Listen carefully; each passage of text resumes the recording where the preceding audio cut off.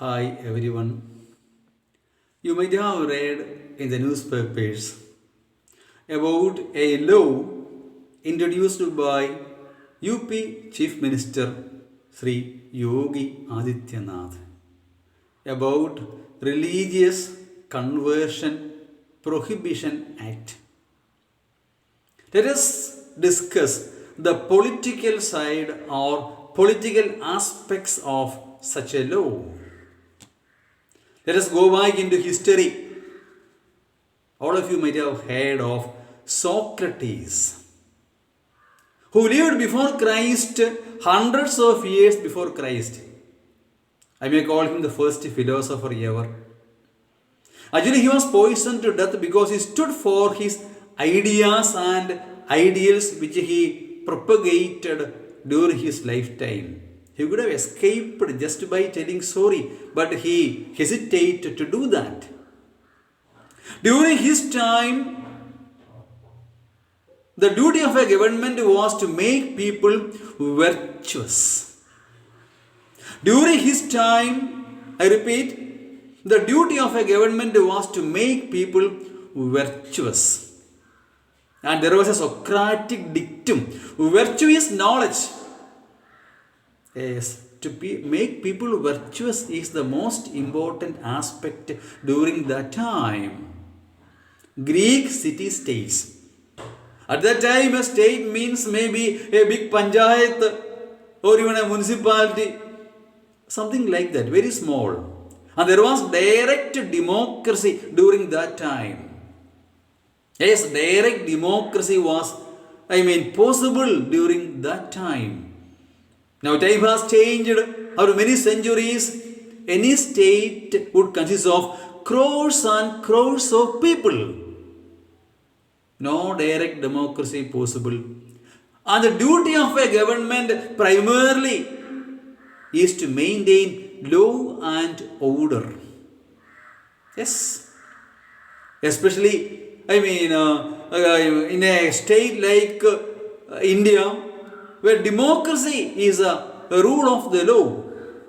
People should live together. All types of people, all kinds of people living together harmoniously in a secular democratic state. There will be people who think or who behave quite contrary to your expectations. For example, in India, there are people who worship Nathuram Vinayak Godse, the assassin of our Rashtrapita. Let them be. It is their will and wish. Who can change them? By force, nobody can change them. There are people who are willing to die or kill in the name of the religion, of their religion. There are people who believe there is no God. Non-believers. Some people believe there is no God at all. People are of different types and kinds. We cannot change them. It is their personal business, and the government has nothing to do with that. Yes, a government which interferes in religious matters or religious leaders interfering into state affairs shows the failure of a democratic system.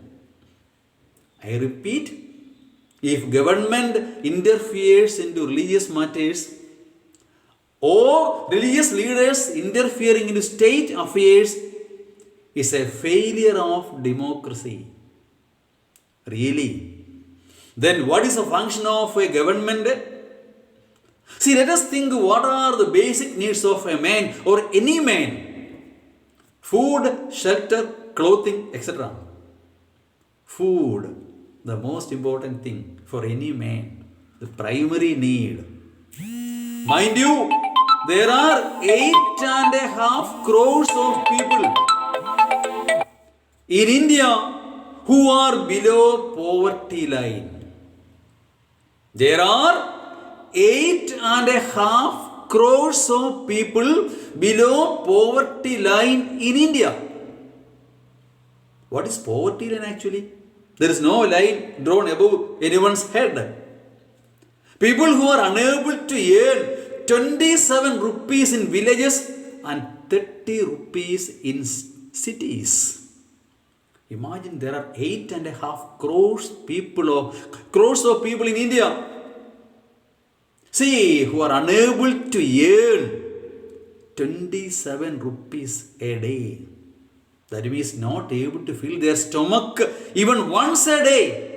In such a way, more than 8.5 crores of people are there in India. So poverty alleviation should be the first priority of a government or any government. Poverty alleviation. See the gap between haves and have-nots. 1 minute you think about the richest man in India, Mukesh Ambani. His electricity bill is more than 77 lakhs. His electricity bill per 1 month is more than 77 lakhs. Ordinarily it should be 70 rupees plus, 70 plus. I am not blaming him. We should salute him. The man who gives a job to thousands of people. Is he? He generates a job and generating money, wealth. We should salute him. Really. Yes, I am not blaming him. But the difference between haves and have-nots is so wide in India. The haves and have-nots difference in India is so wide. And that should be the purpose of a government. Mitigating or reducing the gap between haves and have-nots. And then, the protection of life and property of the individual should be the priority of a government. Look at UP, the state where this law is introduced by ordinance, not by the will of the legislative assembly. There girls are raped, murdered. See, not once or in one place, many places. Especially scheduled caste, scheduled tribe girls are very often attacked. And the administration is supporting them indirectly. Because they have got that hold and control, money power, muscle power. That should be the priority of a government. Not interfering into the religious matters. That should be left to the religion and religious leaders. There also, that government is a failure. And external threat is there always. Look at the borders. People are killed very often. People mean soldiers are killed. Even locals are killed. When an Indian soldier is killed at the border, people of India would call him a martyr. And people of Pakistan would call him what? A terrorist or something like that. When a Pakistani soldier is killed in the same way, we call him a terrorist and they call him a martyr. Yes, there is no peace at the border or boundary. See, these are the matters where a government or any government should concentrate on. What to eat, what to drink, what to believe. These are all a man's personal matters and fundamental rights. And a government or any government should not interfere into such kind of matters at all.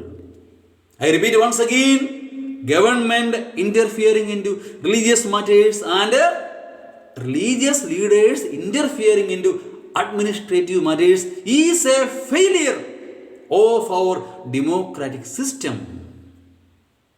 Yes, that is my opinion on this matter. I hope you will share this with your friends and you would, express your comments, in YouTube video. Thank you for listening to me. Thank you.